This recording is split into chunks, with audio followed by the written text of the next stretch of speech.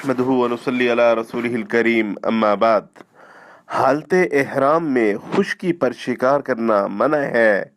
اگر کوئی شکار کر لے تو اسے شکار کیے گئے جانور کے برابر قربانی ادا کرنی چاہیے۔ قرآن مجید میں ارشاد ہوتا ہے، یا ایھا الذین آمنوا لا تقتلوا الصید وانتم حرم الی آخر۔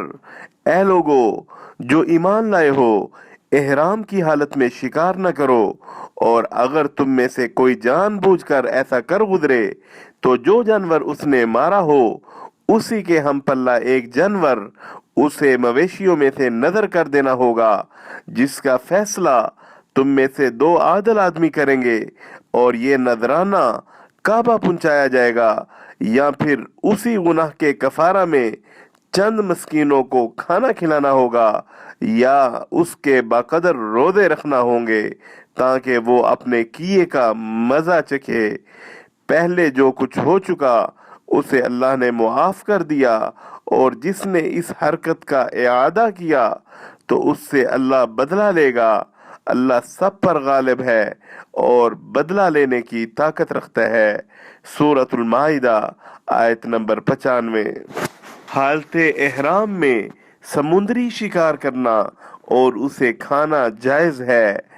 اللہ تعالیٰ قرآن مجید میں ارشاد فرماتے ہیں، احل لکم صید البحر وطعامہ متاعا لکم وللسیارۃ وحرم علیکم صید البر ما دمتم حرما واتقوا اللہ الذی الیہ تحشرون، کہ تمہارے لیے سمندر کا شکار اور اس کا کھانا حلال کر دیا گیا ہے، جہاں تم ٹھہرو وہاں اسے کھا بھی سکتے ہو اور قافلے کے لیے زیادہ راہ بھی بنا سکتے ہو، البتہ خشکی کا شکار تم پر حالت احرام میں حرام کیا گیا ہے، لہذا اس اللہ تعالیٰ کی نافرمانی سے بچو جس کی پیشی میں تم سب کو گھیر کر حاضر کیا جائے گا۔ سورۃ المائدہ آیت نمبر 96۔ وصلی اللہ علی النبی الکریم۔